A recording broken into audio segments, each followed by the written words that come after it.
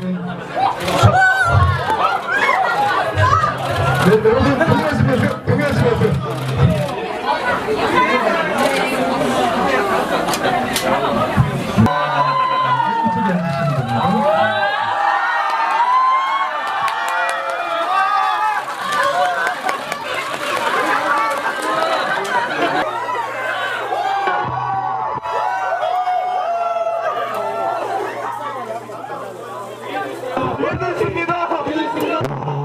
엄청난 분위기입니다.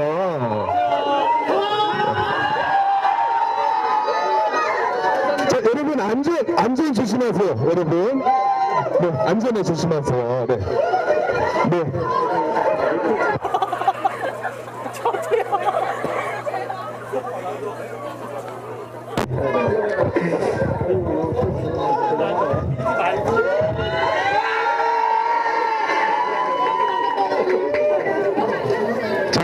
여러분, 제가 다시 한번 말씀을 드리고 소개를 드리고 시작을 하겠습니다. 오늘 대전에 이렇게 대전 청년들과 시국대화 하기 위해서 문재인 전 대표님께서 오셨습니다. 네, 이제 자리에 앉아서 본 행사 바로 시작을 하겠습니다. 네, 오늘 저는 사회를 맡은 김종수입니다. 반갑습니다.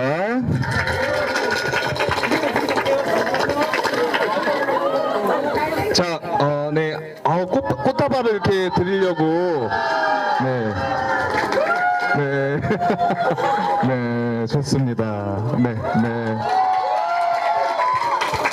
뒤에 분들 잘 보이시나요? 안 보이세요? 네. 그래도 앉아서 진행해야겠죠? 네, 좋습니다. 네.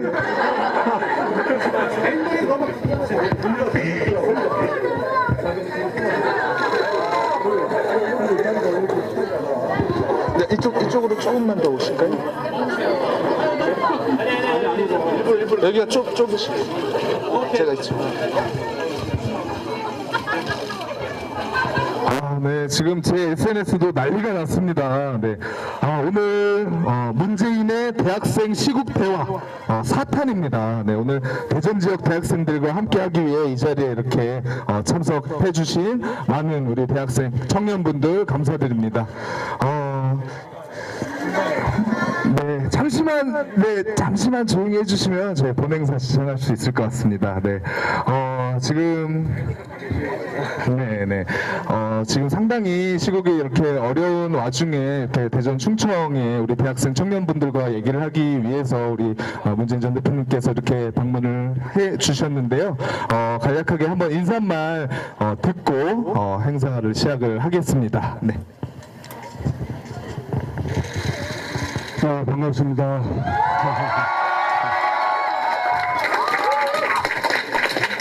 어제 1월 아침에 새벽에 우리 대전에서 지진이 있었죠.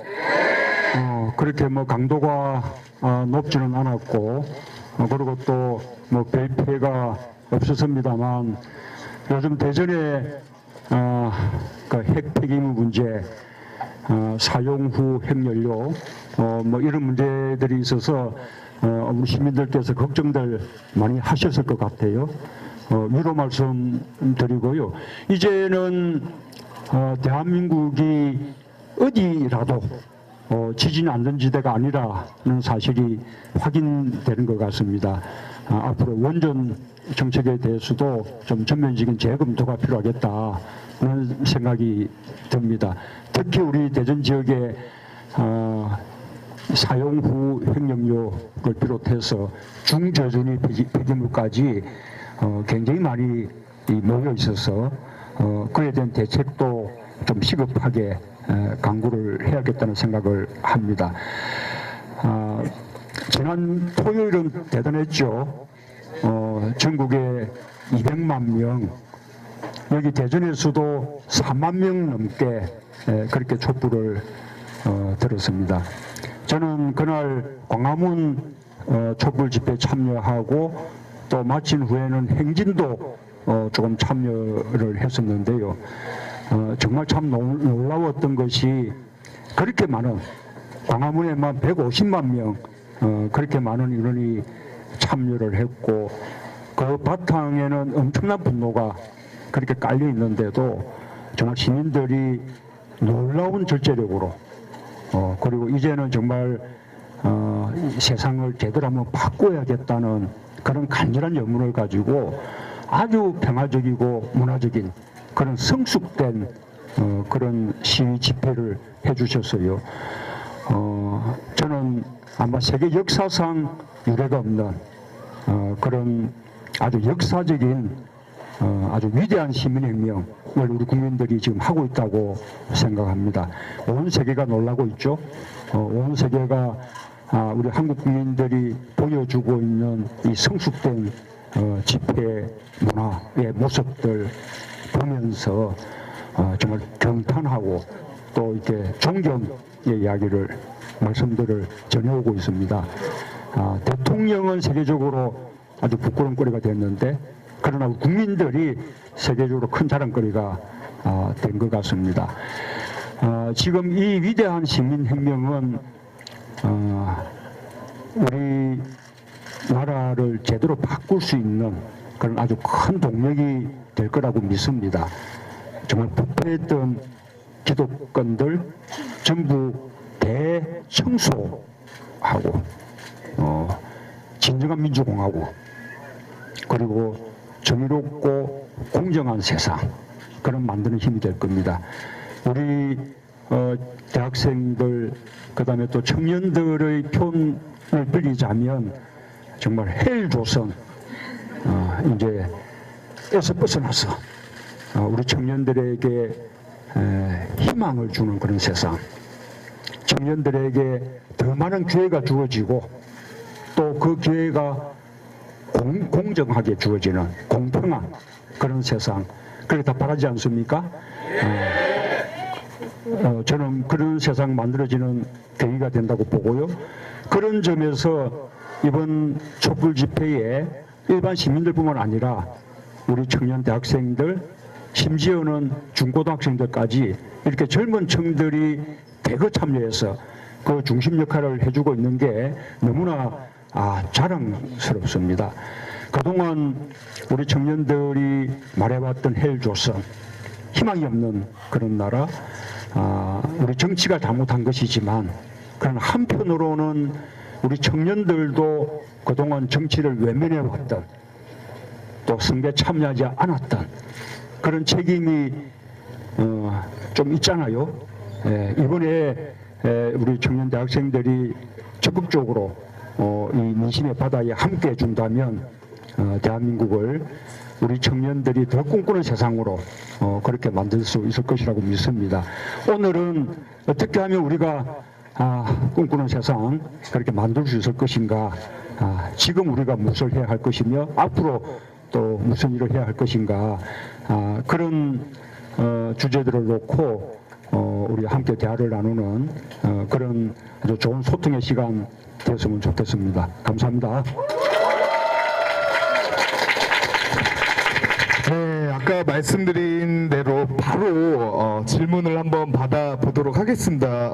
우리 문재인 전 대표님께 질문을 아까 제가 어떤 질문을 하실지 한번 대략적으로 한번 들어봤는데 참 어려울 수도 있는 질문들이 참 많더라고요. 너무 어렵다고 하시면 저를 이렇게 찔러주시면 네, 제가 알고 그렇게 진행을 네, 좋습니다. 자, 그러면 바로 질문을 하겠습니다. 잠시만요. 내려주세요. 네. 자, 이쪽 뒤에도 좀 이따 볼 거니까요. 잠시만 기다려 주시고요. 자, 질문하실 분이요. 네. 먼저 질문을 하셨는데요. 제자리에서 자기소개 크게 해주시고 질문 내용 간략하게 질문해 주시기 바랍니다. 앉아서 하면 될까요? 네.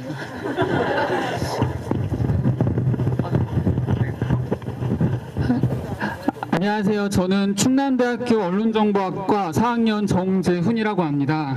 네. 제가 사실 지난 이틀 전 토요일에 홍대에 문재인 전 대표님이 오셨을 때 그때 뵈러 갔었어요. 그래서 그때 나가서 아침 이슬도 부르고 막 너무 좋아서 막 껴안고 그랬거든요. 그런데 이렇게 이틀 만에 대전에서 다시 만나 뵙게 될 줄은 몰랐거든요. 그래서 더 반갑고요. 앞으로도 많은 지방에서 이렇게 지방에 있는 학생들의 목소리를 더 적극적으로 들어주셨으면 좋겠습니다. 오늘 제가 드리고 싶은 말씀은요. 이력서의 인권 침해 문제에 관한 질문입니다. 제가 아무래도 4학년이다 보니까 취업을 준비하고 있어요. 그런데 기업에서 주는 이력서에 참 문제가 많더라고요.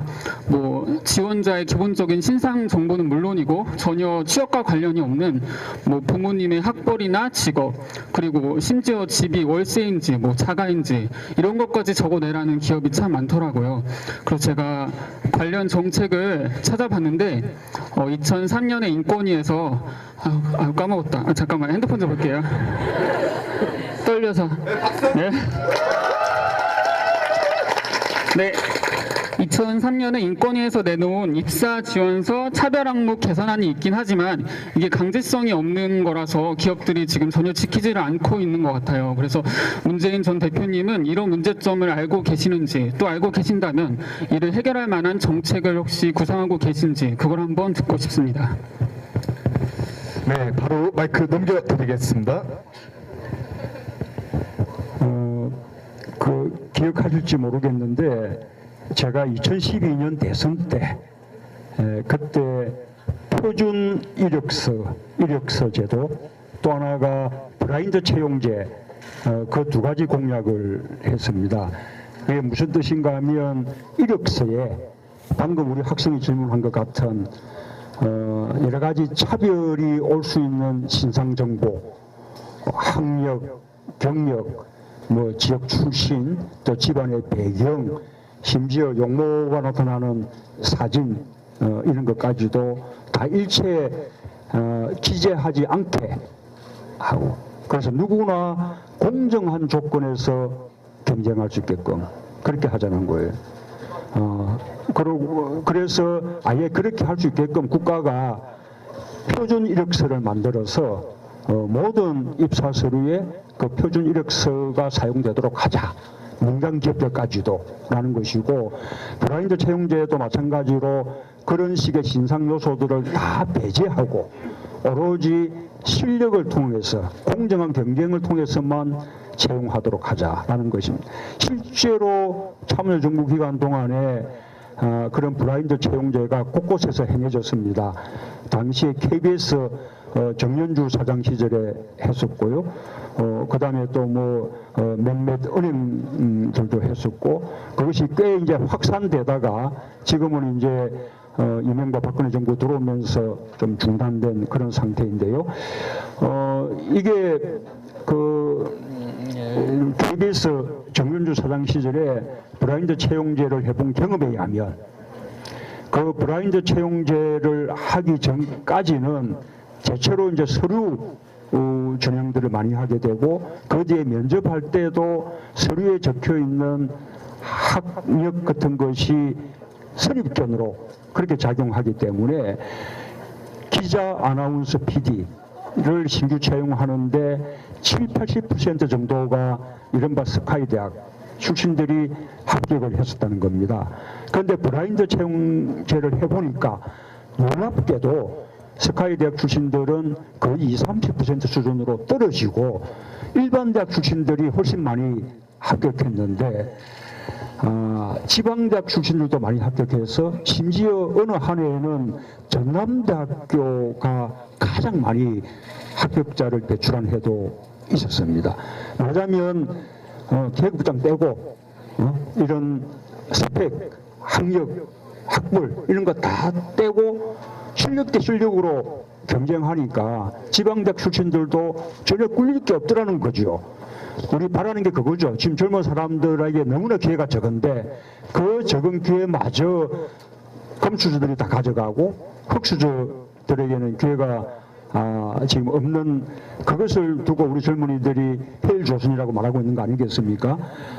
이렇게 더 많은 기회가 주어져야 하지만 그 기회도 공정하게 스카이 대학이든 명문대학이든 일반대학이든 지방대학이든 또는 대학을 나오지 않는 고졸 출신이든 또는 연령에도 상관없이 이렇게 누구나 공정한 기회를 줄 수 있는 세상, 그렇게 반드시 만들 겁니다. 저는 2012년도에 이미 공약을 했었는데 앞으로 더 발전시킬게요.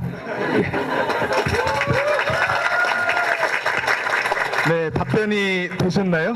네, 역시 우리 그 대학 청년 대학생들이다 보니까 취업과 관련된 질문들이 많이 있을 것 같습니다.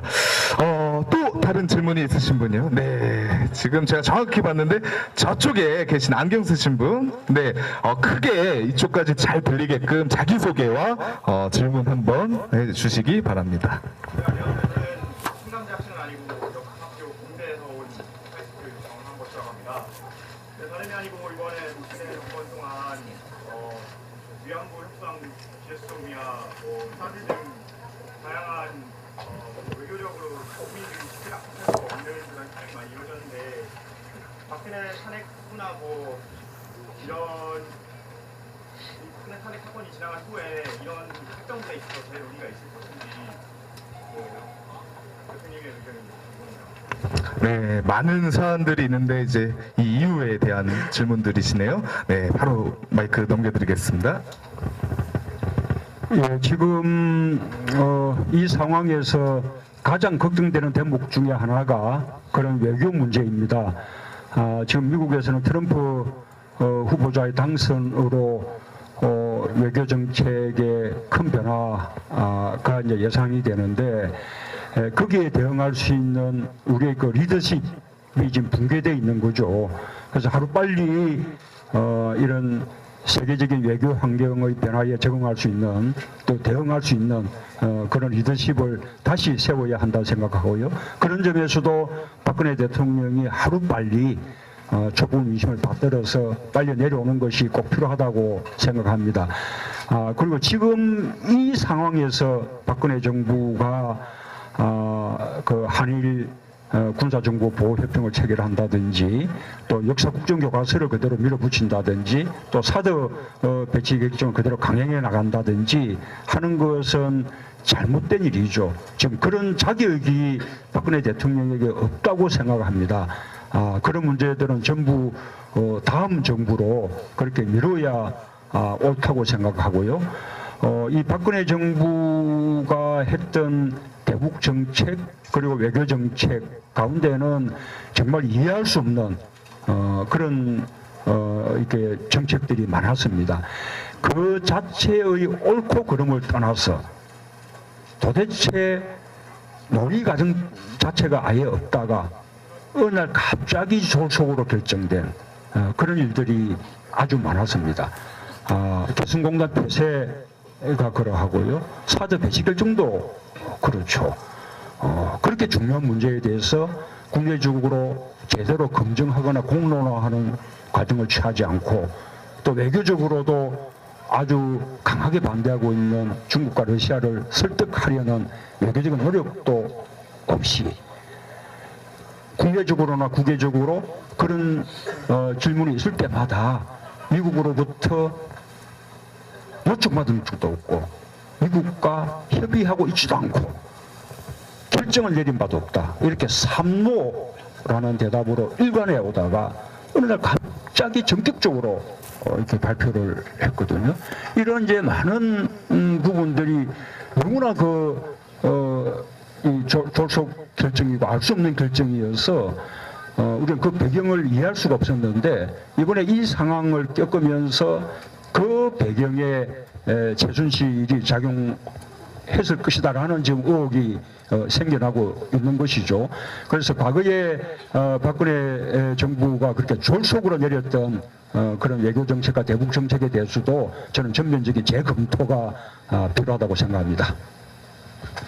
네, 질문에 답변 충분하셨나요? 네, 좋습니다. 저기 맨 뒤에 그 현수막을 들고 있는 우리 여학생분들 1시간 정도 기다리셨는데 두 분이 지금 시국 토론하고 계신 것 같아요. 네, 좋습니다. 네, 이렇게 높이 들어주시면 그 학생분들 아니신가요? 네, 안 들려요? 네, 알겠습니다. 네, 조금만 가까이 와주시면 좀 들릴 것 같아요. 네, 그렇게 진행을 하겠습니다. 잠시만요, 내려주시고요. 네, 자, 순발력 있게, 자, 바로 질문 잠시만요. 여기 뒤에 분들도 계시는데 뒤에도 한번 바꿔서 다시 이쪽으로 올게요. 자, 질문 있으신 분이요? 네, 요 앞에 계신 분 크게 자기소개 하시고 질문해 주시면 됩니다. 저는 충남대학교 교양학 고문형입니다. 안녕하세요. 저는 좀 무거운 주제일 수도 있고 공통적인 주제일 수도 있는데 가장 필요하다고 생각하는 건 개헌이거든요. 근데 개헌은 지금 시기상조에서 확실합니다. 왜냐하면 그 정치적으로 이용하려는 세력들이 일단은 눈에 보이는데 그 세력들에게 한 말씀 하는 건 어려울 것 같고요. 그 개헌의 청사진에 대해서 좀 질문 좀 드리겠습니다. 네, 개헌의 청사진에 대해서 질문을 해주신 의원님 뭐 곤란하시면 저렇게 찔러주셔도 네 좋은데 네 찌르진 않으셨네요. 네, 바로 마이크 한번 넘겨보겠습니다. 지금 개헌을 말씀하시는 분들의 정치적 계산이 우리 학생 눈에도 보이죠? 예, 제 눈에도 보입니다. 제가 말할 수도 있습니다.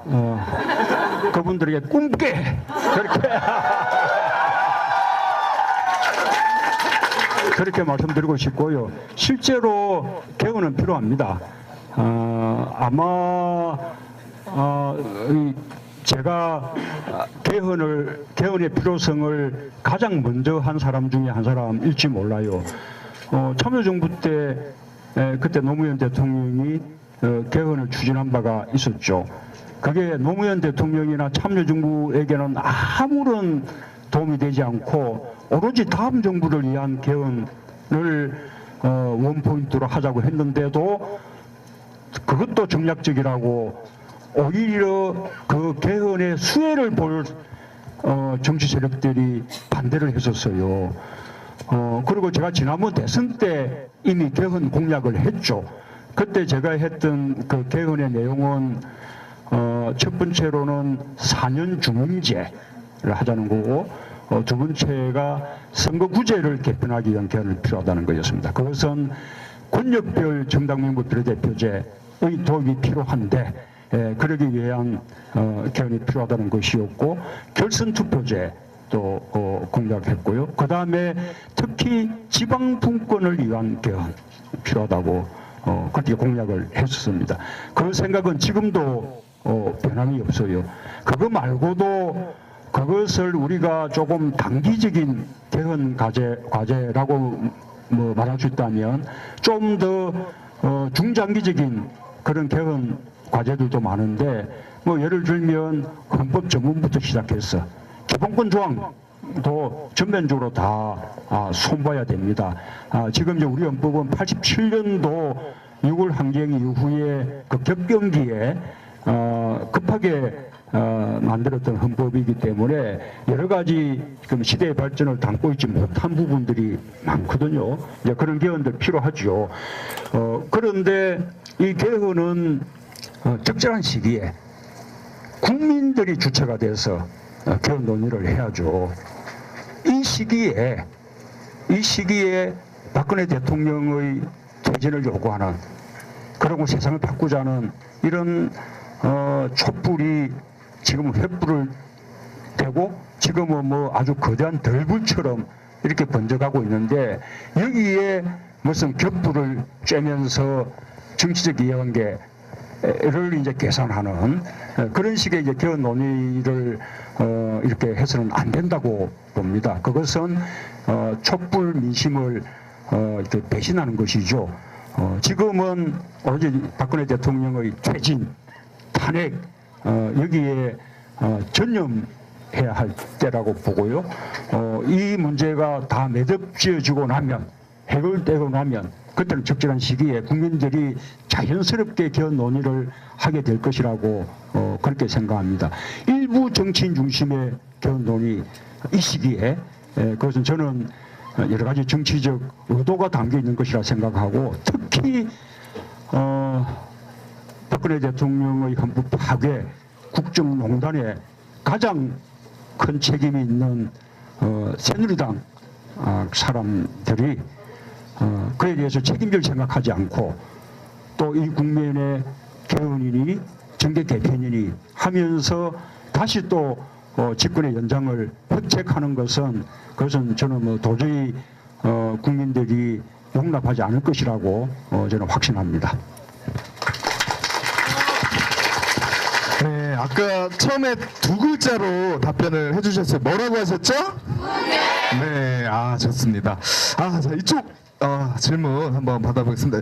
그쪽에 계신 여성분이 가장 먼저, 네, 저를 보세요. 네, 그분이요. 네, 네 본인이세요. 네, 네 크게 자기 소개하시고 질문 해주시면 됩니다.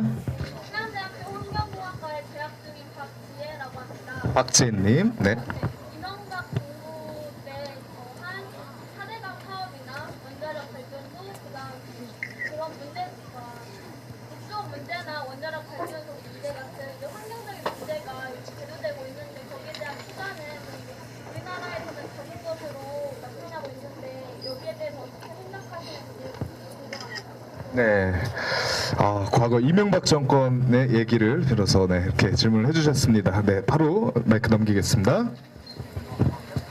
4대강 그 사업은 그때 정부가 내세웠던 그 사업의 목표가 우선은 물 부족을 해결하고 그다음 가뭄에 대한 대책이 되고 또 동시에 그 사업을 통해서 많은 일자리를 만들 수 있을 것이다라는 거였는데 하나도 맞지 않다는 게 드러났죠. 일자리 전혀 늘리지 못했고요. 말하자면 이 중장비를 보유하고 있는 그런 토건 업체 회사들에게 막대한 이익을 안겨주었을 뿐이죠. 뿐만 아니라 가뭄의 경우에도 그 보혜 단계물들을 활용할 수가 없다는 사실이 드러났고 뿐만 아니라 4대강을 우리가 작년까지만 해도 뭐라 했죠? 녹조 라떼라고 하다가 금년에는 뭐죠? 완전히 뭐 정말로 무슨 양탄자 같은 그렇게 우리 4대강을 완전히 죽여놓고 환경을 극심하게 지금 이제 파괴하고 있기 때문에 원상 회복이 시급하다고 생각합니다. 그래서 저는 우선은 4대강 수문을 상시적으로 그렇게 개방해서 흐르는 강을 다시 되살려야 한다고 생각하고 그다음에 그럼에도 불구하고 보가 계속 있을 필요가 있을지 여부는 보다 정밀하게 그렇게 과학적으로 검증해서 필요하다면 보를 철거하는 것까지도 검토해야 한다고 봅니다. 뿐만 아니라 그 막대한 돈 현재 대체로 우리가 파악한 돈만 해도 32조 가량이 4대강 사업에 투입되는 것이라는 건데 여러분 32조라는 돈이 얼마쯤 되는지 가늠이 됩니까? 제가 그냥 예를 한번 들어보면 연봉 3,200만 원짜리 일자리 100만 개 만드는 자리예요. 그 돈이면 우리 그 젊은 사람들 일자리 일거에 해결할 수 있는 돈이죠. 그 돈을 강바닥에 퍼부은 거예요. 그리고 뭐 하나라도 도움돼서 모르는데 정말로 완전히 국토를 망쳐 대장을 맞는 거죠. 그런데 그 4대강 사업이 필요하다라고 주장했던 관료들뿐만 아니라 그것이 정말로 좋은 사업이라고 극구 찬양했던 전문가들도 많아요. 그런 그때 4대강 사업을 추진했던 이게 사람들에 대해서 저는 제대로 책임을 물을 필요도 있다고 생각합니다.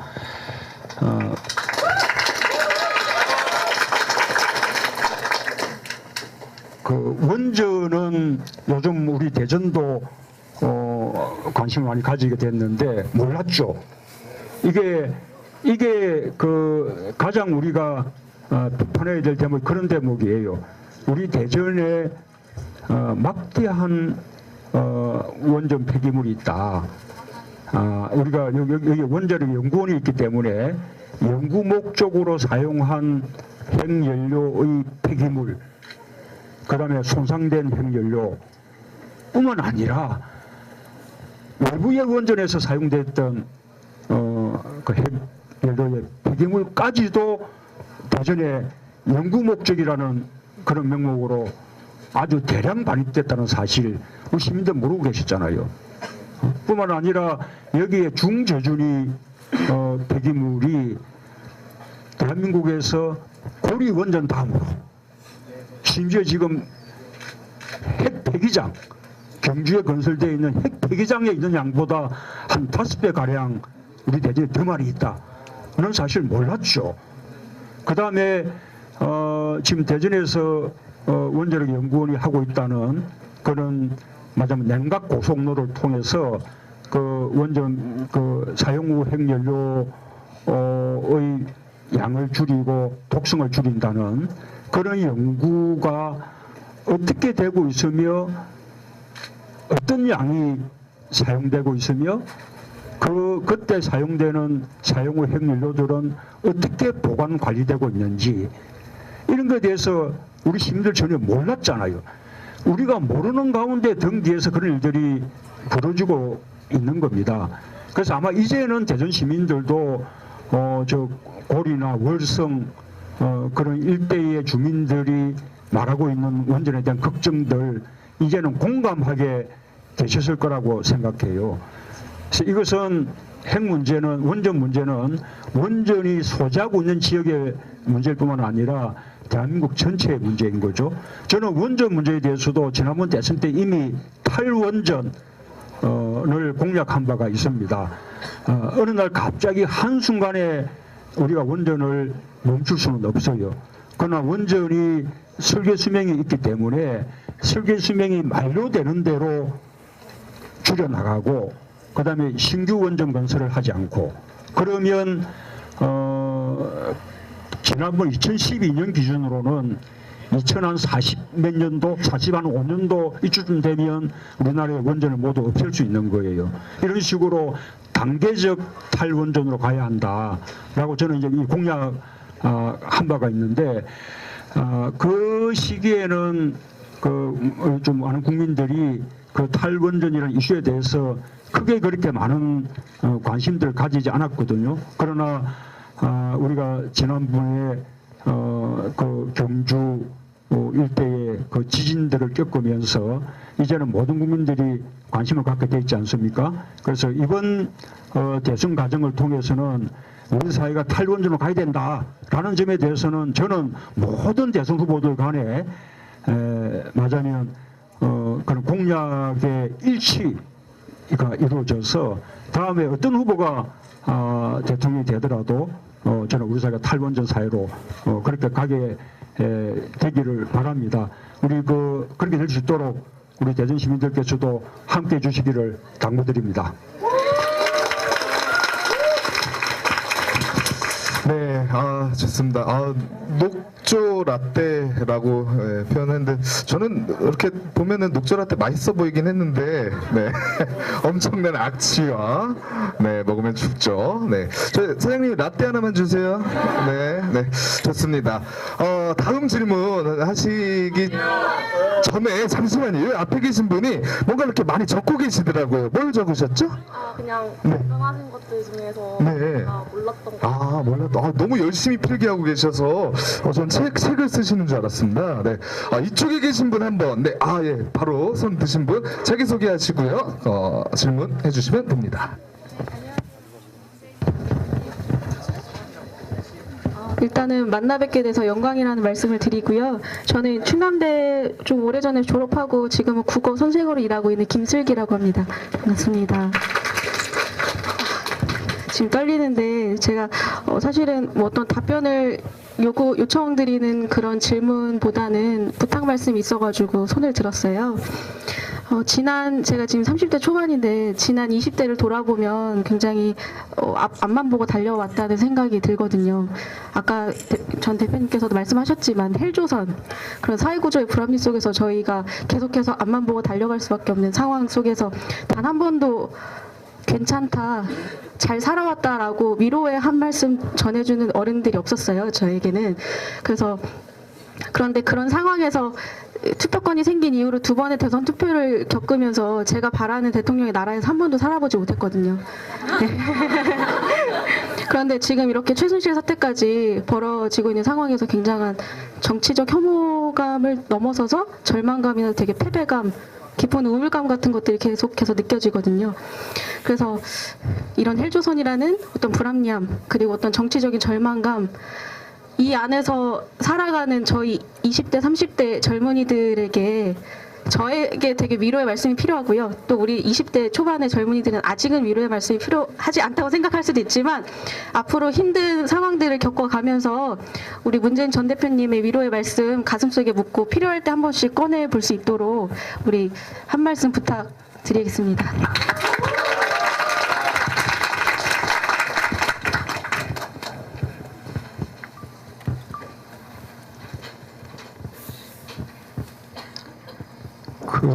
저는 제가 옛날에 그 유신 반대 시위를 주도했다는 혐의로 맨 먼저 잡혀갔던 게 1974년도 대학교 3학년 때였어요.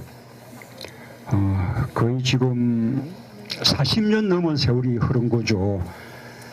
그 40년 넘게 세월이 흘렀는데 과연 우리 사회가 얼마나 본질적으로 달라진 것일까, 이제 그런 생각을 많이 해봅니다.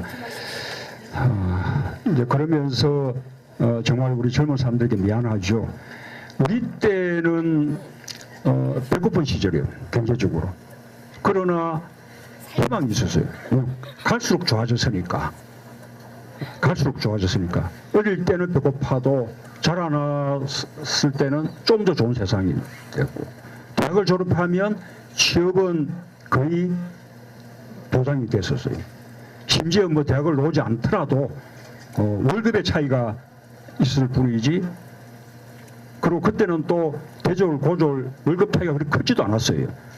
대기업, 중소기업 월급 차이가 그렇게 크지도 않았고, 그래서 다소 월급이 못할 뿐이지 취업은 또 얼마든지 이렇게 할 수가 있었고요.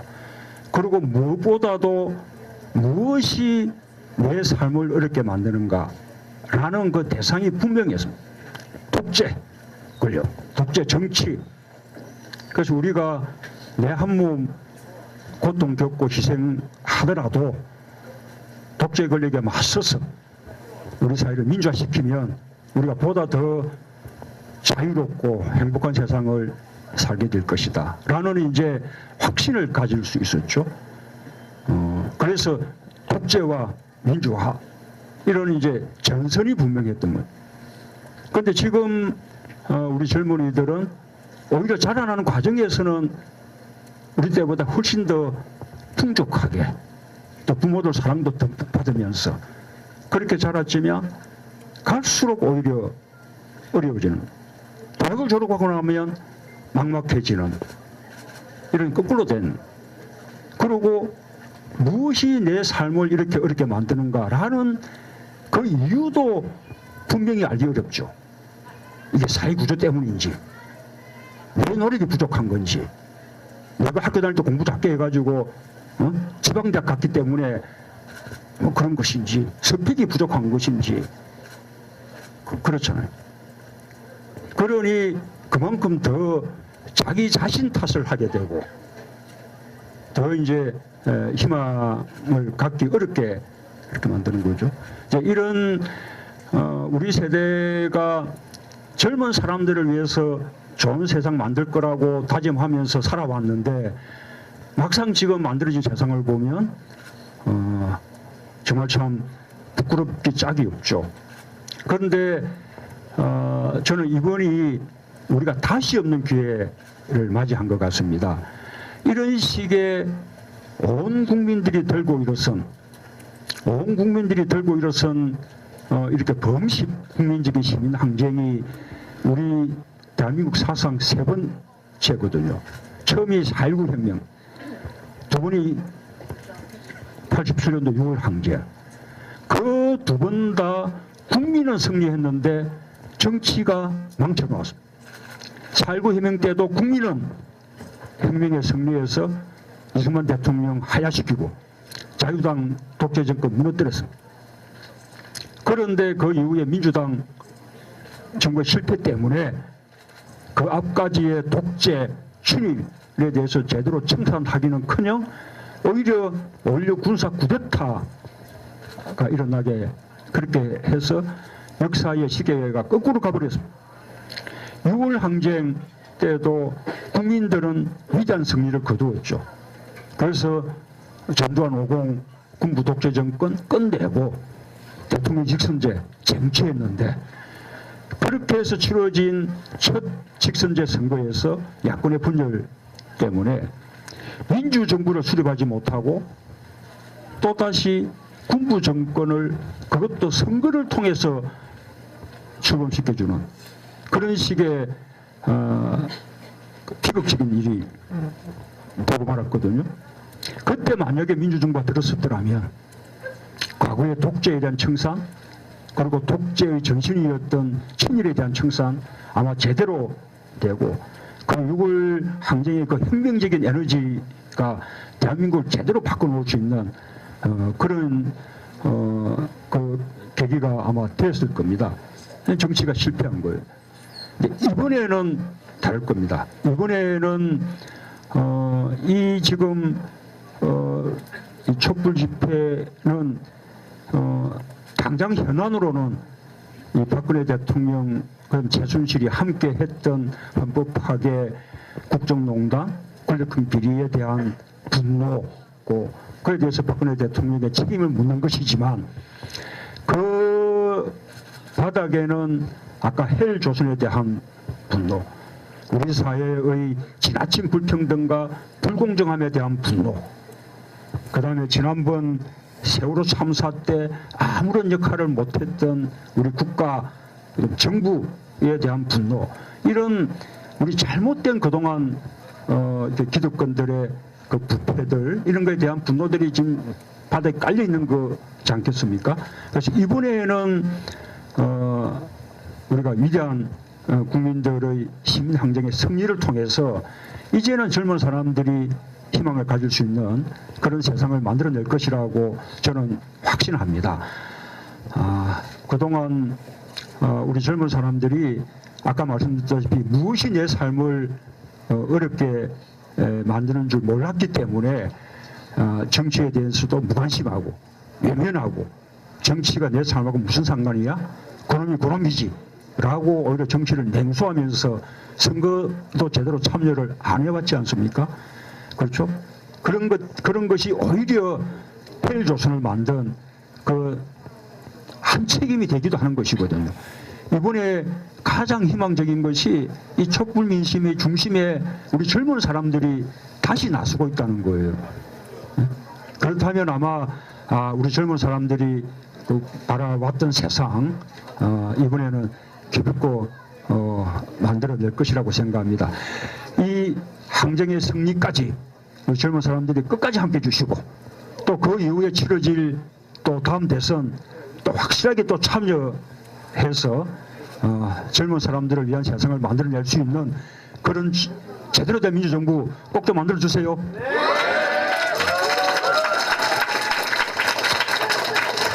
네, 다음 질문 주신 분 잠시만요. 네, 잠시만요. 네, 우리가 2002 월드컵을 성공적으로 개최한 우리 또 시민이고 촛불 집회를 아주 성공적으로 평화적으로 진행하고 있는 시민들이죠. 잠시만 손을 내려주세요. 네, 잠시만 손을 내려주시고요. 네, 자 질문 있으신 분요? 뒤에도 가주세요. 네. 이분은 마이크 안 주면 뭐라 할 것 같은데. 네, 제가 지금 마이크를 안 드리면 제가 좀 약간 좀 무서운 느낌이 드네요. 네, 이분에게 간략하게 하고 뒤에 한 분 하고 마무리하도록 하겠습니다. 네, 감사합니다. 네, 안녕하세요. 저는 충남대학교 재학 중인 112학번 이동훈이라고 합니다. 네, 작년 박근혜 복지 후퇴 저지 토크 콘서트에서 뵙고 1년 만에 만나뵙게 돼서 정말 영광스럽습니다. 네, 제가 질문 드리고 싶은 것은 제가 평소에 가지고 있던 생각인데요. 사실 박근혜 대통령이 본의 아니게 자신의 공약 중 하나를 지켜냈습니다. 국민 대통합.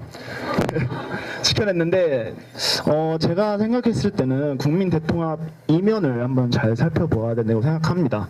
사실 지금 박근혜 대통령과 그 부역자들 때문에 지금 3-4% 콘크리트 지지층을 제외한 나머지 국민들이 한마음 한뜻으로 박근혜 대통령 퇴진을 외치고 있지만, 사실 제가 박근혜 게이트가 터지기 이전에 우리 사회는 제 생각이지만 저의 개인적인 견해이지만 분열로 얼룩진 사회였다고 생각합니다.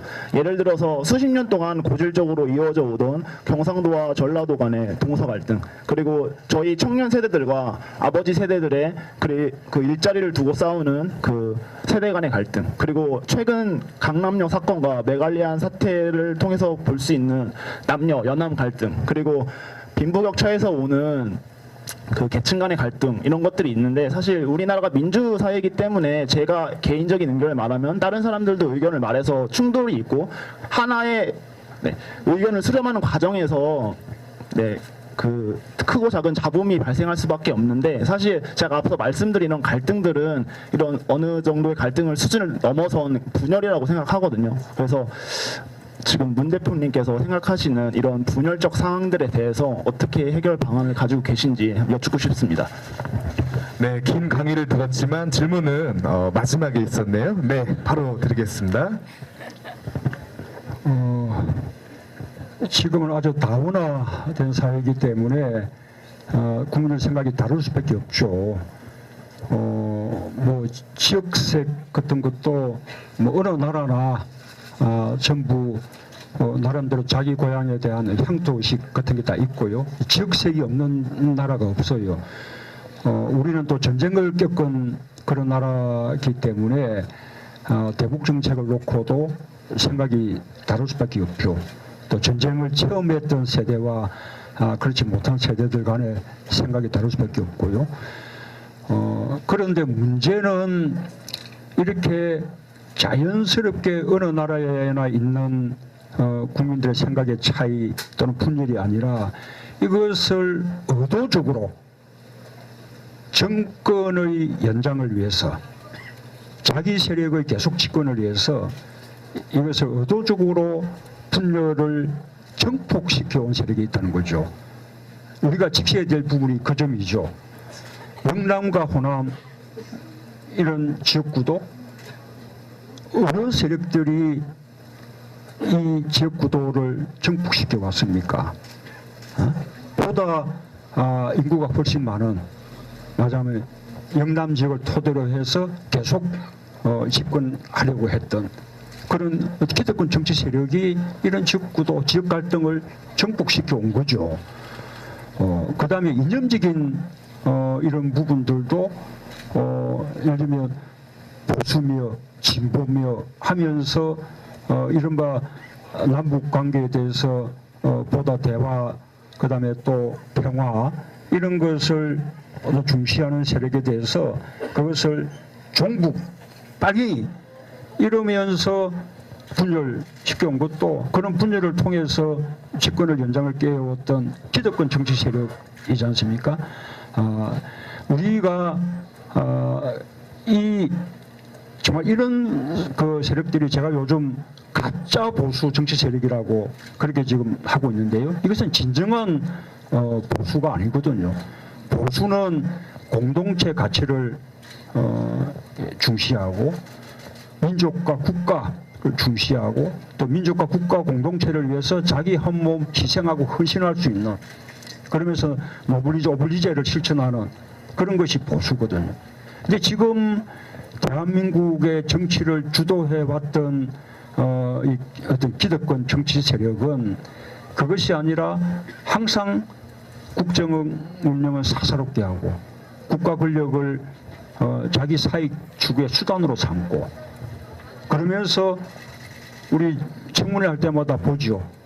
이명박 박근혜 정부 청문회 때마다 그 장관 후보들마다 다 군제 제대로 안 가거나 세금을 제대로 안 냈거나 위장 전입을 했거나 부동산 투기를 했거나 이런 국민으로서 해야 될 의무는 제대로 이행하지 않으면서 그렇게 반칙을 하면서 특권을 누리려고 해요. 이 진정한 보수가 아니에요. 이 사람들이 우리 사회를 이렇게 분열적인 사회로 만들어 온 것입니다. 계속 집권을 위해서. 우리가 그런 기득권 정치 세력을 이번 기회에 우리가 극복해내야 되는 거죠. 그렇게 해야만 우리 사회를 보다 통합적인 그런 사회로 만들 수 있을 거라고 생각합니다.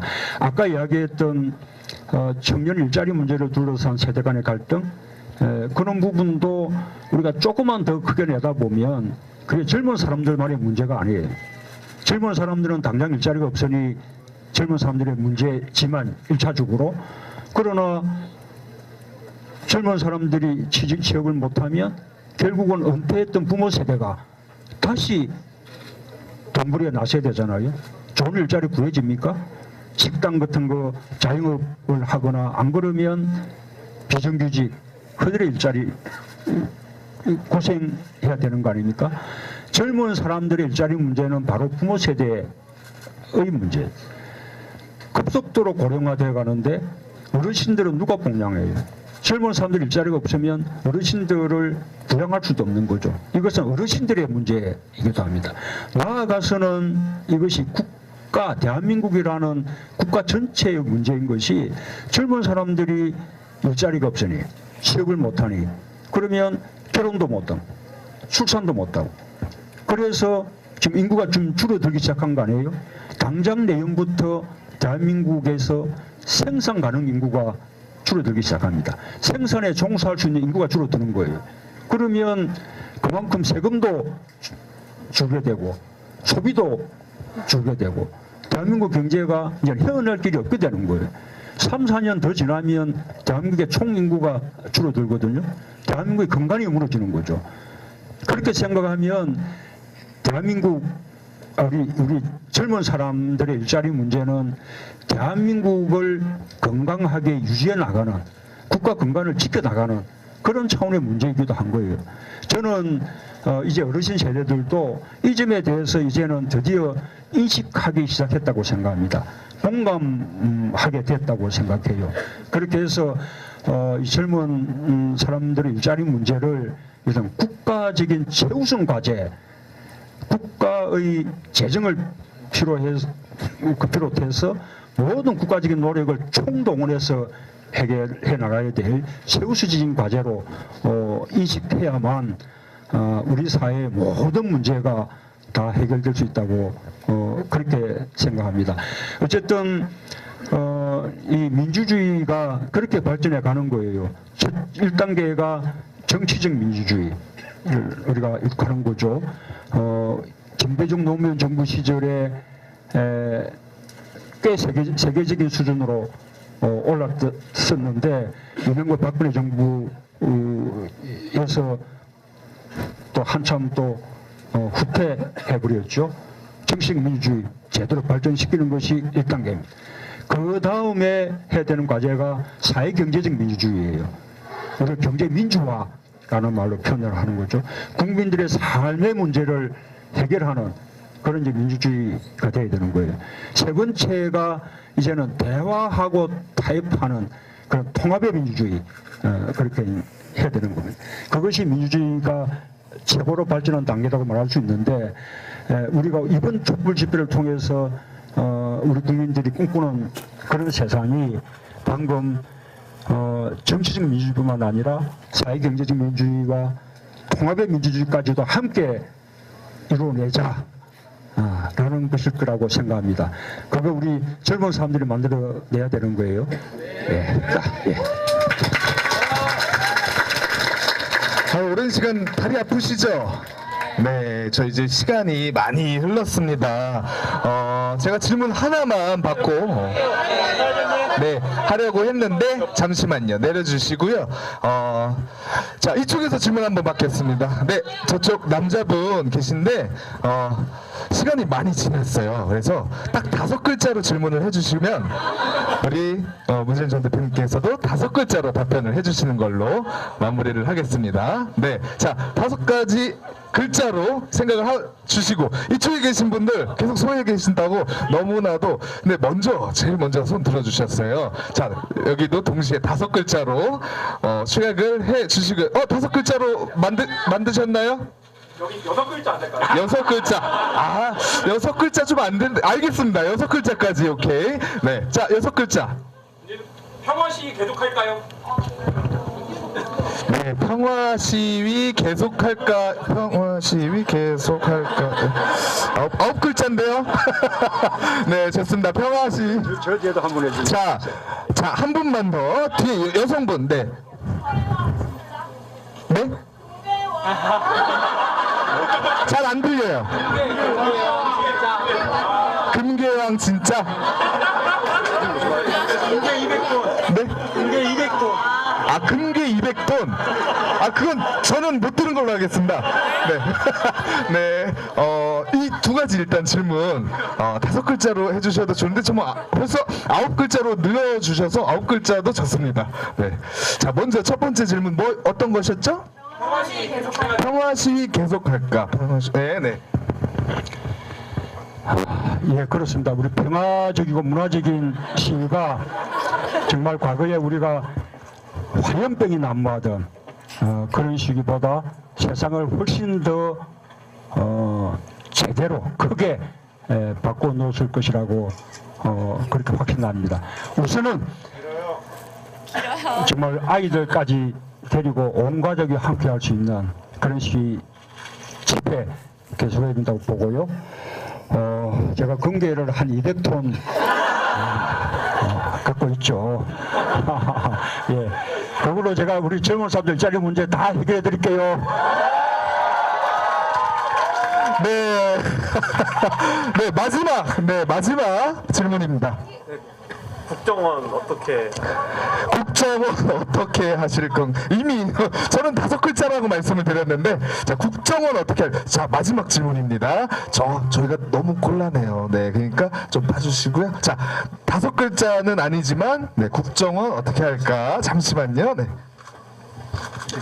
네 마지막 특별히 말씀하셨기 때문에 마지막입니다 정말. 5글자. 네. 의료민영화. 의료민영화. 의료민영화 그리고 국정원 어떻게 할 건가? 네, 요 2가지 질문 짧게 5글자로 줄여주셔도 좋고요. 네.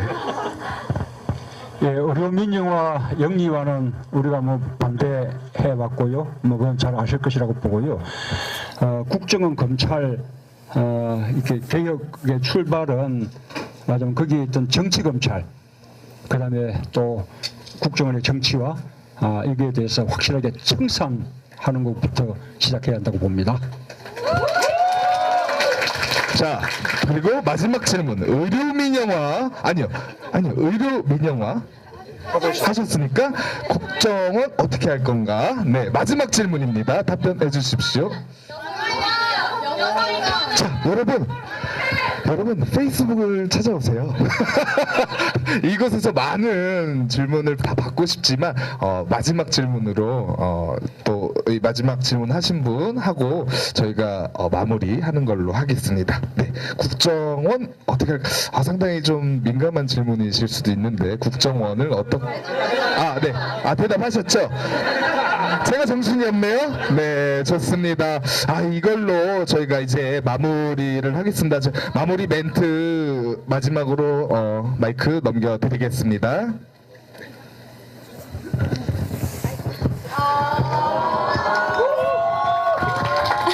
안녕하세요. 저는 충남대학교 심리학과 1, 2학번 유채리입니다.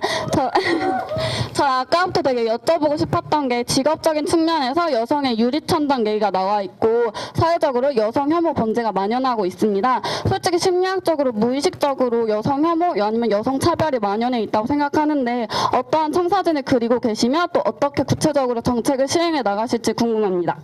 감사합니다.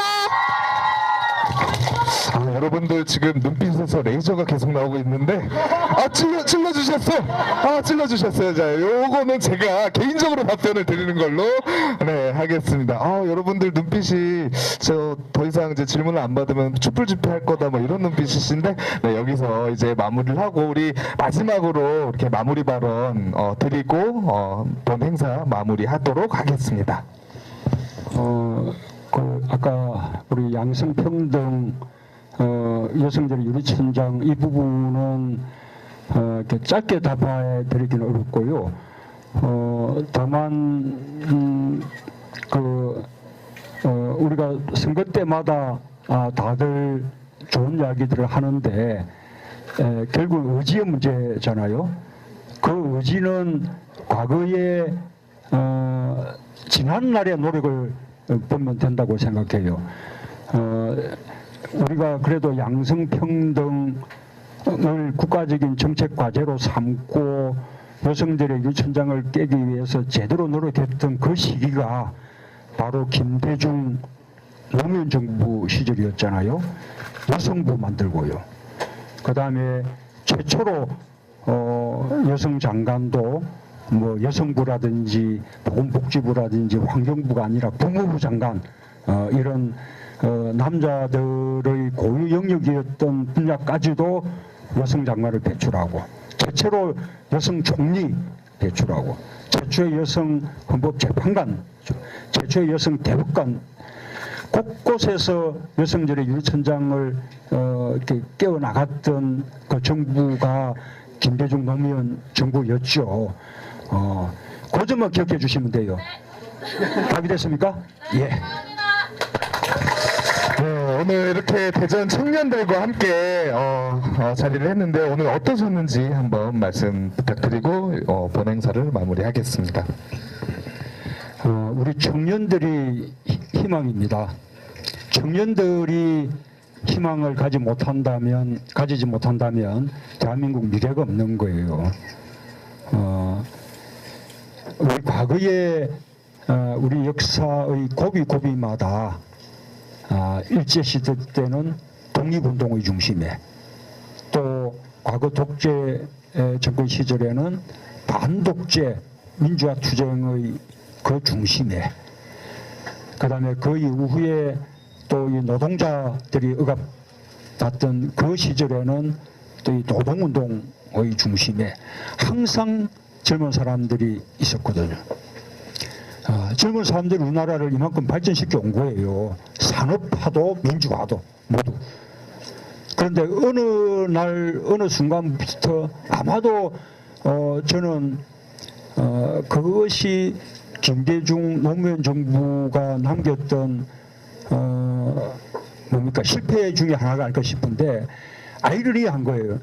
김대중 노무현 정부 들어서 그런 가치적인 부분들이 많이 해결이 됐어요. 우리 사회가 아주 민주화되고 노동권도 아주 강화되고 많은 문제들이 해결된 듯이 보였기 때문에 그때부터 젊은 사람들이 이런 사회적인 또는 정치적인 활동이 줄어들기 시작한 거예요. 젊은 사람들의 사회적 발언, 정치적 발언이 줄어들었어요. 젊은 사람들의 목소리가 우리 사회에서 아주 작아졌어요.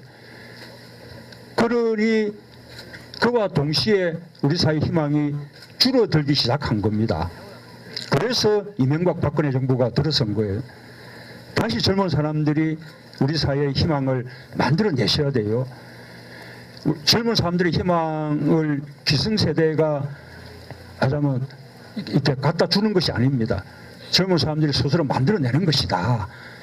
그렇게 지금 어려운 세월 겪고 있지만 그러나 스스로 경쟁하면서 또 우리가 우리의 희망을 만들어내자라는 그런 마음가짐으로 지금 우리 촛불민심과 함께 한다면 또 촛불민심의 중심에 서주신다면 박근혜 대통령의 하야로 퇴진으로 그치지 않고 그 너머에서 또 정권 교체로만 또 그치지 않고 또 그 너머에서 우리 젊은 사람들에게 희망을 줄 수 있는 보다 많은 기회가 있는 그리고 또 그 기회가 평등하고 가정도 공정하고 결과가 정의로운 그런 세상을 만들어낼 수 있을 것이라고 믿습니다.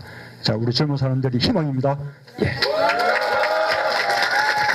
네, 이제 마무리하겠습니다. 근데요, 잠시만요. 제가 지금 어떤 게 예상됐냐면요.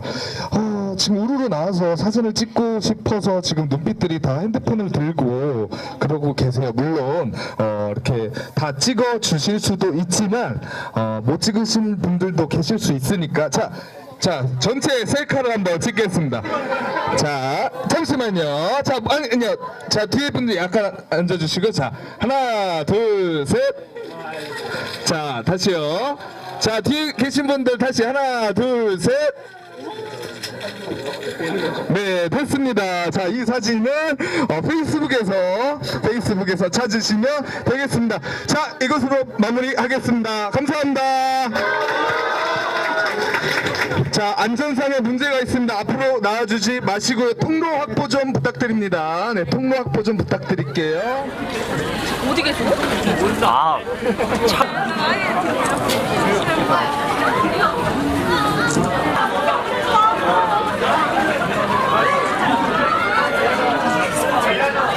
아니야, 이런 건 내 얼굴이 중요한 게 아니야.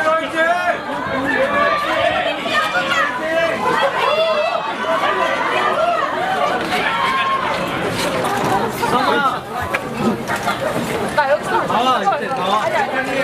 끝나고 왔습니다. 강수희 형님.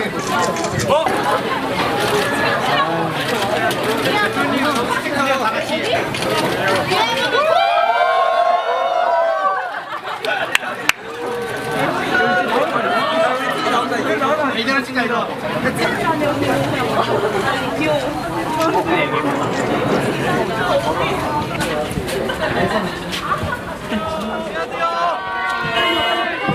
윗사람!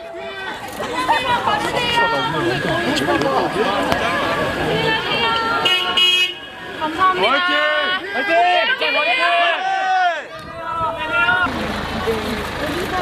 안녕히 가세요, 대표님.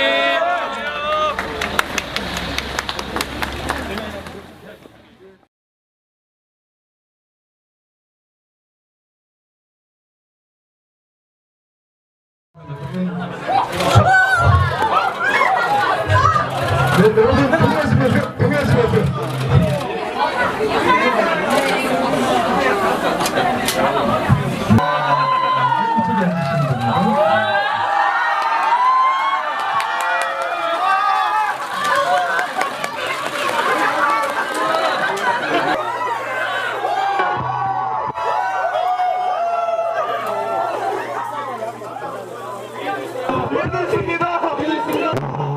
엄청난 분위기입니다.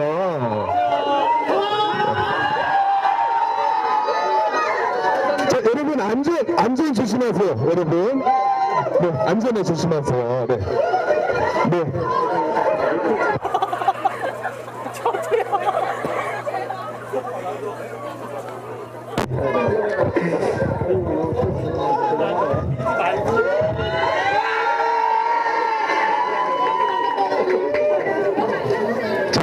여러분, 제가 다시 한번 말씀을 드리고 소개를 드리고 시작을 하겠습니다. 오늘 대전에 이렇게 대전 청년들과 시국대화 하기 위해서 문재인 전 대표님께서 오셨습니다.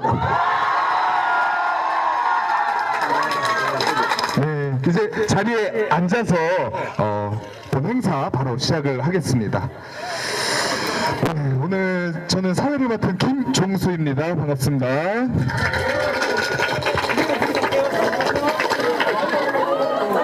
자, 네, 꽃다발을 이렇게 드리려고, 네, 네, 네, 좋습니다. 네, 네.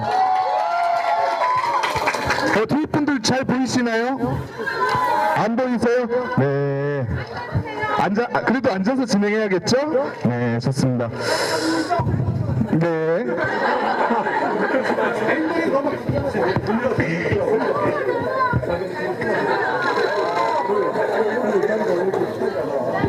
네, 이쪽으로 조금만 더 오실까요? 여기가 좁으시죠? 제가 이쪽. 네, 지금 제 SNS도 난리가 났습니다. 네, 오늘 문재인의 대학생 시국 대화 4탄입니다. 네, 오늘 대전 지역 대학생들과 함께하기 위해 이 자리에 이렇게 참석해주신 많은 우리 대학생 청년분들 감사드립니다. 잠시만 조용히 해주시면 저희 본행사 시작할 수 있을 것 같습니다. 네, 지금 상당히 시국이 이렇게 어려운 와중에 대전 충청에 우리 대학생 청년분들과 얘기를 하기 위해서 우리 문재인 전 대표님께서 이렇게 방문을 해 주셨는데요. 간략하게 한번 인사말 듣고 행사를 시작을 하겠습니다. 네. 반갑습니다.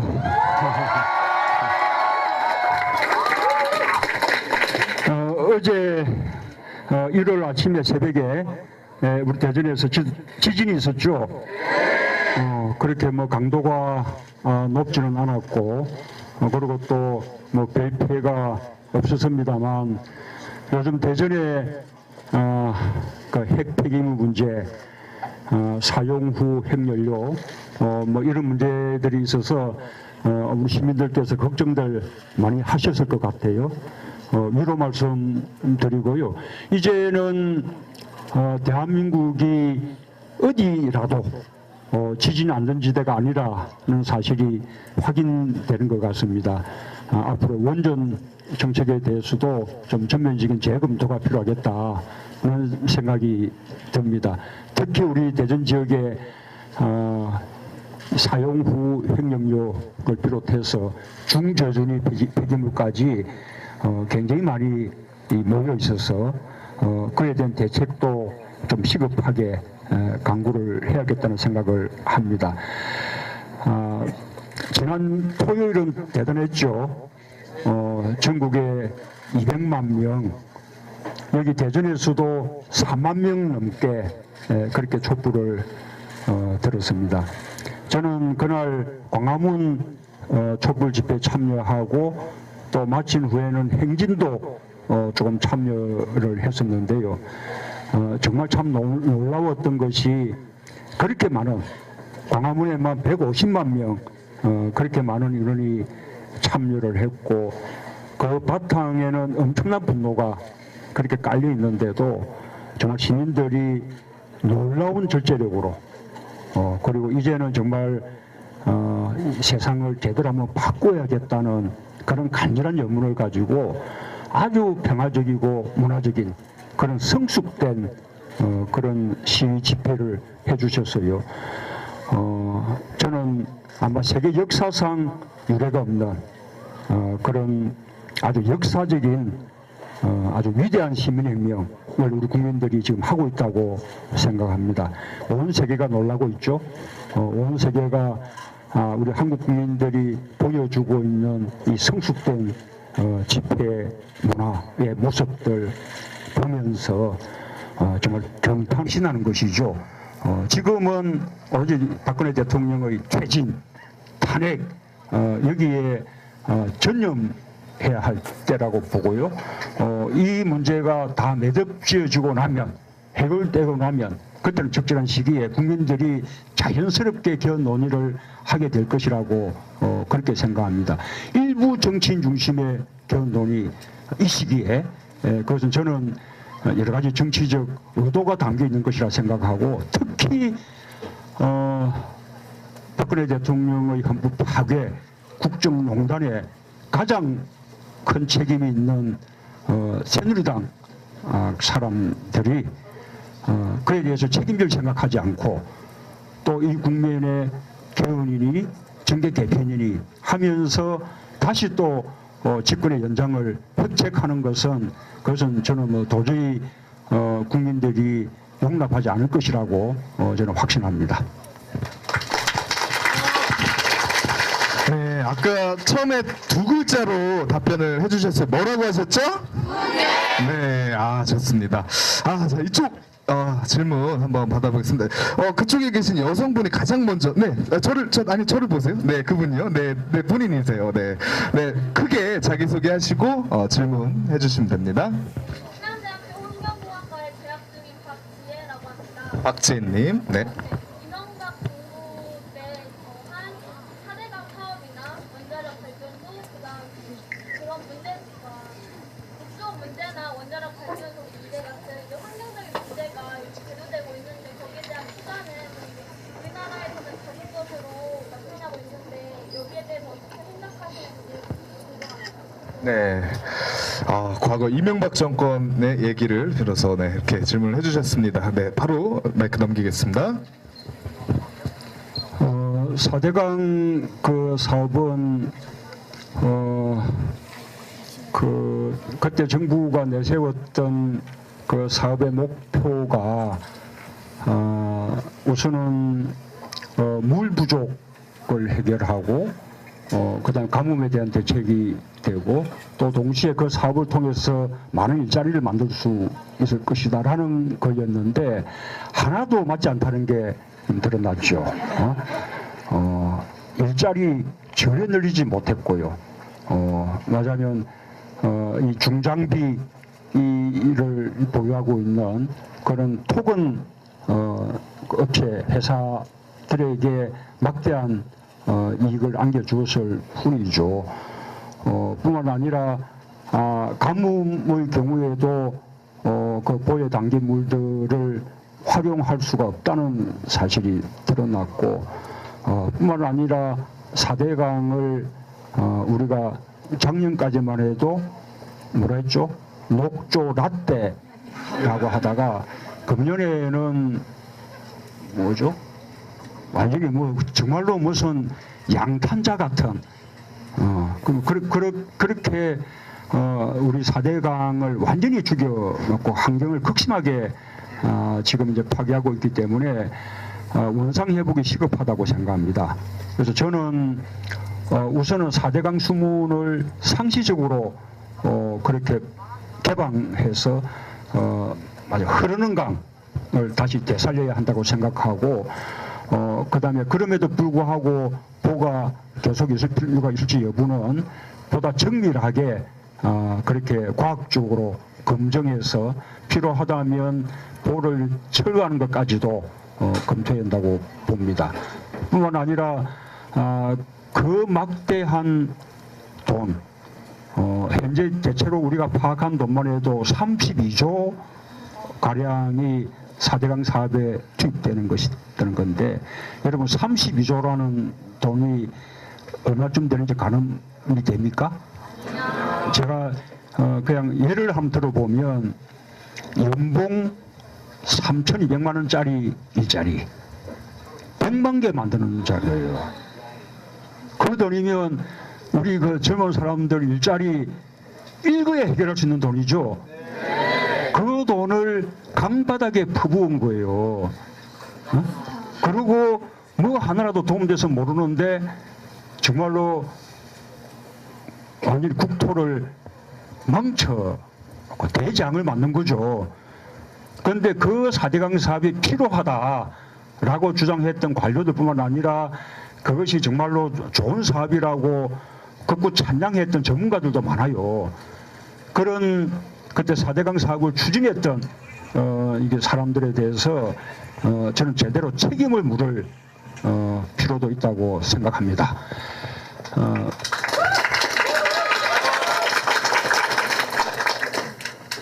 그 원전은 요즘 우리 대전도 관심을 많이 가지게 됐는데 몰랐죠. 이게 그 가장 우리가 비판해야 될 대목 그런 대목이에요. 우리 대전에 막대한 원전 폐기물이 있다. 우리가 여기 원자력 연구원이 있기 때문에 연구 목적으로 사용한 핵연료의 폐기물, 그다음에 손상된 핵하고 또 이렇게 존경의 이야기를 말씀들을 전해오고 있습니다. 대통령은 세계적으로 아주 부끄러움거리가 됐는데 그러나 국민들이 세계적으로 큰 자랑거리가 된 것 같습니다. 지금 이 위대한 시민혁명은 우리 나라를 제대로 바꿀 수 있는 그런 아주 큰 동력이 될 거라고 믿습니다. 정말 부패했던 기득권들 전부 대청소하고 진정한 민주공화국 그리고 정의롭고 공정한 세상 그런 만드는 힘이 될 겁니다. 우리 대학생들 그다음에 또 청년들의 표현을 빌리자면 정말 헬조선 이제 에서 벗어나서 우리 청년들에게 희망을 주는 그런 세상, 청년들에게 더 많은 기회가 주어지고 또 그 기회가 공정하게 주어지는 공평한 그런 세상, 그렇게 다 바라지 않습니까? 저는 그런 세상 만들어지는 계기가 된다고 보고요. 그런 점에서 이번 촛불 집회에 일반 시민들뿐만 아니라 우리 청년 대학생들, 심지어는 중고등학생들까지 이렇게 젊은 층들이 대거 참여해서 그 중심 역할을 해주고 있는 게 너무나 자랑스럽습니다. 그동안 우리 청년들이 말해왔던 헬조선, 희망이 없는 그런 나라, 우리 정치가 잘못한 것이지만 그런 한편으로는 우리 청년들도 그동안 정치를 외면해왔던 또 선거에 참여하지 않았던 그런 책임이 좀 있잖아요. 이번에 우리 청년 대학생들이 적극적으로 이 민심의 바다에 함께 해준다면 대한민국을 우리 청년들이 더 꿈꾸는 세상으로 그렇게 만들 수 있을 것이라고 믿습니다. 오늘은 어떻게 하면 우리가 꿈꾸는 세상 그렇게 만들 수 있을 것인가, 지금 우리가 무엇을 해야 할 것이며 앞으로 또 무슨 일을 해야 할 것인가, 그런 주제들을 놓고 우리 함께 대화를 나누는 그런 아주 좋은 소통의 시간 됐으면 좋겠습니다. 감사합니다. 네, 아까 말씀드린 대로 바로 질문을 한번 받아보도록 하겠습니다. 우리 문재인 전 대표님께 질문을 아까 제가 어떤 질문을 하실지 한번 대략적으로 한번 들어봤는데 참 어려울 수도 있는 질문들이 참 많더라고요. 너무 어렵다고 하시면 저를 이렇게 찔러주시면 네, 제가 알고 그렇게 진행을 네, 네, 좋습니다. 자, 그러면 바로 질문을 하겠습니다. 잠시만요. 내려주세요. 네. 자, 제가 이쪽 뒤에도 좀 이따 볼 거니까요. 잠시만 기다려 주시고요. 자, 질문하실 분이요. 네. 먼저 질문을 하셨는데요. 제자리에서 자기소개 크게 해주시고 질문 내용 간략하게 질문해 주시기 바랍니다. 앉아서 하는 건가요?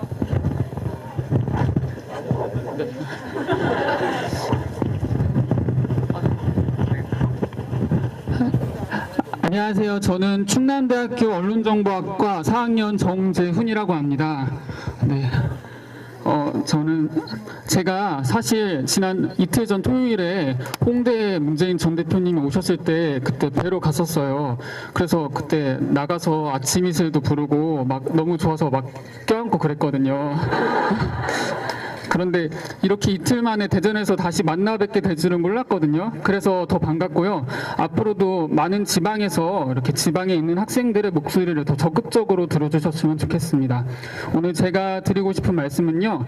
이력서의 인권 침해 문제에 관한 질문입니다.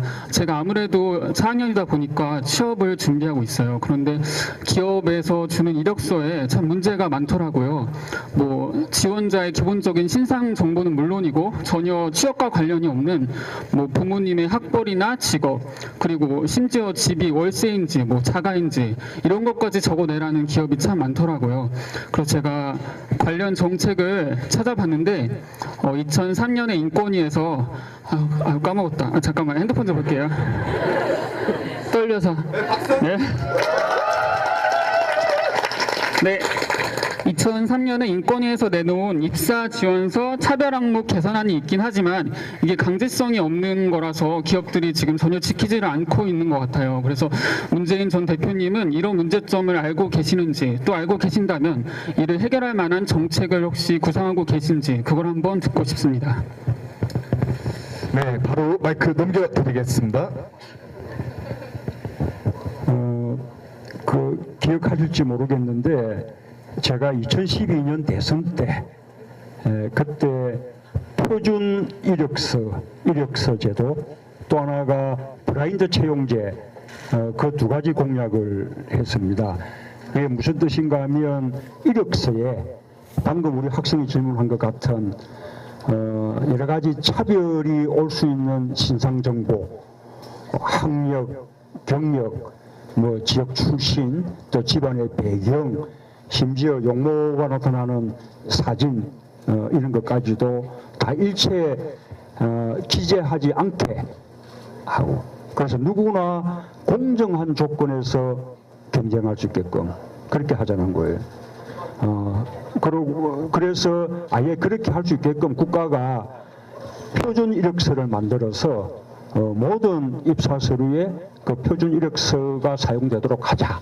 민간 기업들까지도 라는 것이고, 블라인드 채용제도 마찬가지로 그런 식의 신상 요소들을 다 배제하고 오로지 실력을 통해서 공정한 경쟁을 통해서만 채용하도록 하자라는 것입니다. 실제로 참여정부 기간 동안에 그런 블라인드 채용제가 곳곳에서 행해졌습니다. 당시에 KBS 정연주 사장 시절에 했었고요. 그 다음에 또 몇몇 은행들도 했었고, 그것이 꽤 이제 확산되다가 지금은 이제 이명박 박근혜 정부 들어오면서 좀 중단된 그런 상태인데요. 이게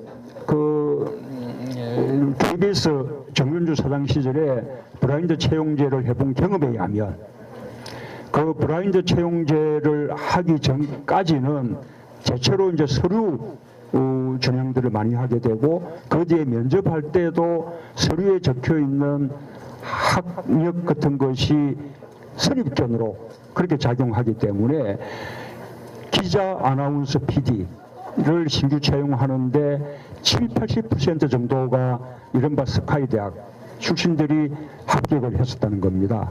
그런데 블라인드 채용제를 해보니까 놀랍게도 스카이 대학 출신들은 거의 20~30% 수준으로 떨어지고 일반 대학 출신들이 훨씬 많이 합격했는데, 지방대학 출신들도 많이 합격해서 심지어 어느 한 해에는 전남대학교가 가장 많이 합격자를 배출한 해도 있었습니다. 말하자면 계급장 떼고 이런 스펙, 학력, 학벌 이런 거 다 떼고 실력 대 실력으로 경쟁하니까 지방대학 출신들도 전혀 꿀릴 게 없더라는 거죠. 우리 바라는 게 그거죠. 지금 젊은 사람들에게 너무나 기회가 적은데 그 적은 기회마저 금수저들이 다 가져가고 흑수저들에게는 기회가 지금 없는, 그것을 두고 우리 젊은이들이 헬 조선이라고 말하고 있는 거 아니겠습니까? 이렇게 더 많은 기회가 주어져야 하지만 그 기회도 공정하게 스카이 대학이든 명문대학이든 일반대학이든 지방대학이든 또는 대학을 나오지 않는 고졸 출신이든 또는 연령에도 상관없이 이렇게 누구나 공정한 기회를 줄 수 있는 세상, 그렇게 반드시 만들 겁니다. 저는 2012년도에 이미 공약을 했었는데 앞으로 더 발전시킬게요. 네, 답변이 되셨나요? 네, 역시 우리 그 대학 청년 대학생들이다 보니까 취업과 관련된 질문들이 많이 있을 것 같습니다. 또 다른 질문이 있으신 분이요? 네, 지금 제가 정확히 봤는데 저쪽에 계신 안경 쓰신 분, 네, 크게 이쪽까지 잘 들리게끔 자기소개와 질문 한번 해주시기 바랍니다. 충남대학생은 아니고 역학교 공대에서 온 하이스쿨 정한 것처럼 합니다. 다름이 아니고 이번에 지난 번 동안 위안부 협상 기획소위와 사드 등 다양한 외교적으로 국민들이 쉽게 앞서서 없는 그런 사역이 많이 이루어졌는데, 박근혜 탄핵 후나 이런 박근혜 탄핵 사건이 지나간 후에 이런 확정돼 있어서 제 논의가 있을 것인지 대표님의 의견이 궁금해요. 네, 많은 사안들이 있는데 이제 이 이유에 대한 질문들이시네요. 네, 바로 마이크 넘겨드리겠습니다. 예, 지금 이 상황에서 가장 걱정되는 대목 중에 하나가 그런 외교 문제입니다. 지금 미국에서는 트럼프 후보자의 당선으로 외교 정책의 큰 변화가 이제 예상이 되는데 거기에 대응할 수 있는 우리의 그 리더십이 지금 붕괴되어 있는 거죠. 그래서 하루빨리 이런 세계적인 외교 환경의 변화에 적응할 수 있는 또 대응할 수 있는 그런 리더십을 다시 세워야 한다고 생각하고요. 그런 점에서도 박근혜 대통령이 하루빨리 촛불 민심을 받들어서 빨리 내려오는 것이 꼭 필요하다고 생각합니다. 그리고 지금 이 상황에서 박근혜 정부가 그 한일 군사정보 보호협정을 체결한다든지 또 역사 국정교과서를 그대로 밀어붙인다든지 또 사드 배치 결정을 그대로 강행해 나간다든지 하는 것은 잘못된 일이죠. 지금 그런 자격이 박근혜 대통령에게 없다고 생각합니다. 그런 문제들은 전부 다음 정부로 그렇게 미뤄야 옳다고 생각하고요. 이 박근혜 정부가 했던 대북 정책 그리고 외교 정책 가운데는 정말 이해할 수 없는 그런 이렇게 정책들이 많았습니다. 그 자체의 옳고 그름을 떠나서 도대체 논의 과정 자체가 아예 없다가 어느 날 갑자기 졸속으로 결정된 그런 일들이 아주 많았습니다. 개성공단 폐쇄가 그러하고요. 사드 배치 결정도 그렇죠. 그렇게 중요한 문제에 대해서 국내적으로 제대로 검증하거나 공론화하는 과정을 취하지 않고 또 외교적으로도 아주 강하게 반대하고 있는 중국과 러시아를 설득하려는 외교적인 노력도 없이 국내적으로나 국외적으로 그런 질문이 있을 때마다 미국으로부터 요청받은 적도 없고 미국과 협의하고 있지도 않고 결정을 내린 바도 없다. 이렇게 삼노라는 대답으로 일관해 오다가 어느 날 갑자기 전격적으로 이렇게 발표를 했거든요. 이런 이제 많은 부분들이 너무나 이 졸속 결정이고 알 수 없는 결정이어서 우리는 그 배경을 이해할 수가 없었는데 이번에 이 상황을 겪으면서 그 배경에 최순실이 작용했을 것이다라는 지금 의혹이 생겨나고 있는 것이죠. 그래서 과거에 박근혜 정부가 그렇게 졸속으로 내렸던 그런 외교 정책과 대북 정책에 대해서도 저는 전면적인 재검토가 필요하다고 생각합니다. 네, 질문에 답변 충분하셨나요? 네, 좋습니다. 저기 맨 뒤에 그 현수막을 들고 있는 우리 여학생분들 1시간 정도 기다리셨는데 두 분이 지금 시국 토론하고 계신 것 같아요. 네, 좋습니다. 네, 이렇게 높이 들어주시면 그 학생분들 아니신가요? 네, 안 들려요? 네, 알겠습니다. 네, 조금만 가까이 와주시면 좀 들릴 것 같아요. 네, 그렇게 진행을 하겠습니다. 잠시만요, 내려주시고요. 네, 자, 순발력 있게, 자, 바로 질문. 잠시만요, 여기 뒤에 분들도 계시는데, 뒤에도 한번 바꿔서 다시 이쪽으로 올게요. 자, 질문 있으신 분요? 네, 요 앞에 계신 분, 크게 자기소개 하시고, 질문해 주시면 됩니다. 저는 충남대학교 경영학 공무형입니다. 네, 안녕하세요. 저는 좀 무거운 주제일 수도 있고 공통적인 주제일 수도 있는데 가장 필요하다고 생각하는 건 개헌이거든요. 근데 개헌은 지금 시기상조에만 확실합니다. 왜냐하면 그 정치적으로 이용하려는 세력들이 일단은 눈에 보이는데 그 세력들에게 한 말씀 하는 건 어려울 것 같고요. 그 개헌의 청사진에 대해서 좀 질문 좀 드리겠습니다. 네, 개헌의 청사진에 대해서 질문을 해주신, 의원님 뭐 곤란하시면 저렇게 찔러주셔도 네 좋은데, 네 찌르진 않으셨네요. 네, 바로 마이크 한번 넘겨보겠습니다. 예, 지금 개헌을 말씀하시는 분들의 정치적 계산이 우리 학생 눈에도 보이죠? 예, 제 눈에도 보입니다. 제가 말할 수도 있습니다. 그분들에게 꿈깨 그렇게 말씀드리고 싶고요. 실제로 개헌은 필요합니다. 아마